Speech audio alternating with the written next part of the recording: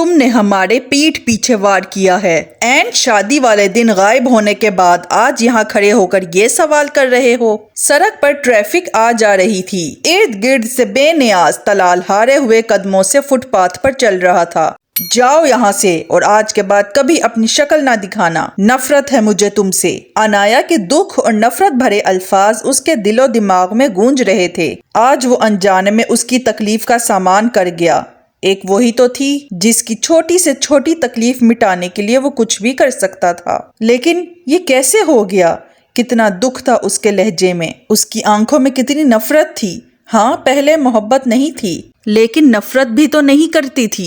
اب محبوب کی نفرت برداشت کرنے کا حوصلہ کہاں سے آئے گا؟ طلال کے ذہن کے پردے میں وہ شام آئی جب شازمہ نے کچھ اہم بات کرنے کے لیے اسے بلایا تھا۔ یہ ظفر صاحب سے مسجد میں ملاقات کے 2 دن بعد کی بات ہے، جب اچانک شازمہ کا فون آیا۔ طلال، مجھے تم سے ملنا ہے، لیکن اس ملاقات کا کسی کو پتہ نہیں چلنا چاہیے۔ طلال تو پہلے ہی پریشان تھا، ابھی تو اس نے اپنے بھائی بھابھی کو بھی اس اچانک طے ہونے والی شادی کی خبر سنانی تھی، اور اب شازمہ کا فون اسے مزید تشویش میں ڈال گیا۔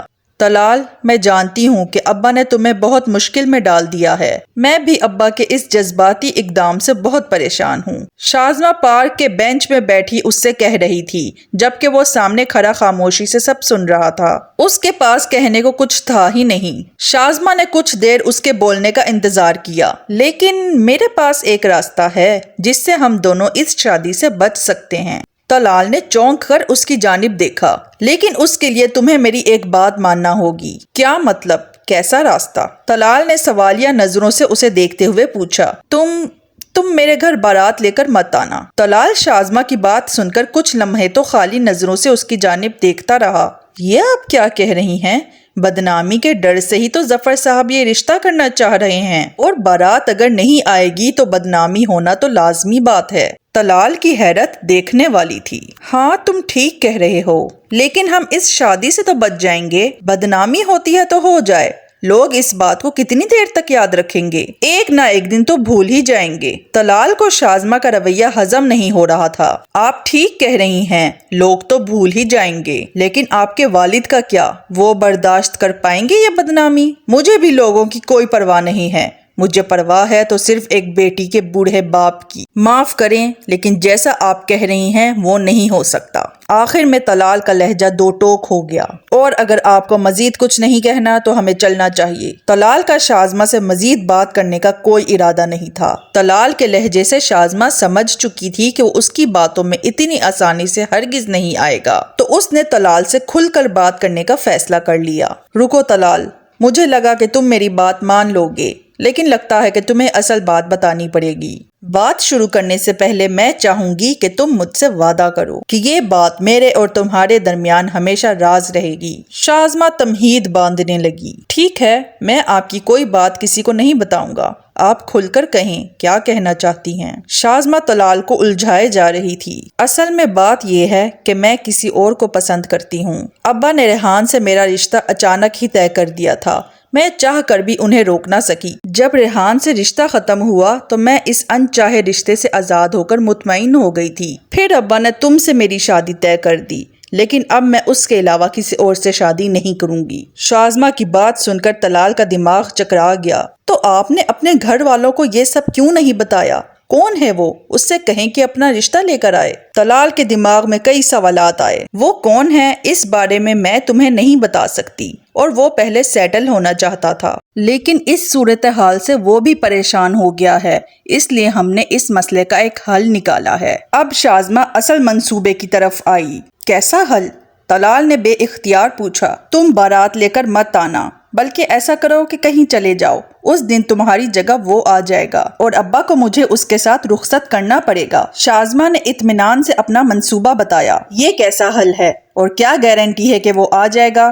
میں معذرت چاہتا ہوں، میں آپ کی بات نہیں مان سکتا۔ آپ کے والد صاحب کو میں نے زبان دی ہے، اس طرح تو وہ مجھے جھوٹا سمجھیں گے۔ طلال کو جب شازمہ کی بات سمجھ آئی تو اس نے صاف انکار کر دیا۔ ٹھیک ہے، جیسی تمہاری مرضی، لیکن ایک بات سن لو، میں تم سے ہرگز شادی نہیں کروں گی۔ یا تو میں گھر سے بھاگ جاؤں گی یا زہر کھا لوں گی۔ بدنامی تو دونوں صورتوں میں ہو جائے گی۔ اگر تم میری بات مان لیتے تو اچھا ہوتا۔ ویسے بھی سب رشتہ داروں کو تو یہی لگتا ہے نا کہ میری شادی ریحان سے ہو رہی ہے۔ ریحان تو اس دن بارات لائے گا نہیں، کیونکہ وہ تو پہلے ہی شادی سے انکار کر چکا ہے۔ تو کیا ہو جائے گا اگر میری شادی تمہارے بجائے اس شخص سے ہو جائے جسے میں پسند کرتی ہوں؟ طلال عجیب مشکل میں پھنس گیا تھا۔ دیکھو، تم ابا کی فکر مت کرو، میں انہیں سمجھا دوں گی کہ یہ سب تم نے میرے کہنے پر کیا تھا، اور شادی کے بعد جب میں اس کے ساتھ خوش رہوں گی تو ابا بھی سب بھول جائیں گے۔ فیصلہ تمہارے ہاتھ میں ہے۔ تمہیں اپنی زبان کی زیادہ پرواہ ہے یا میری خوشی کی؟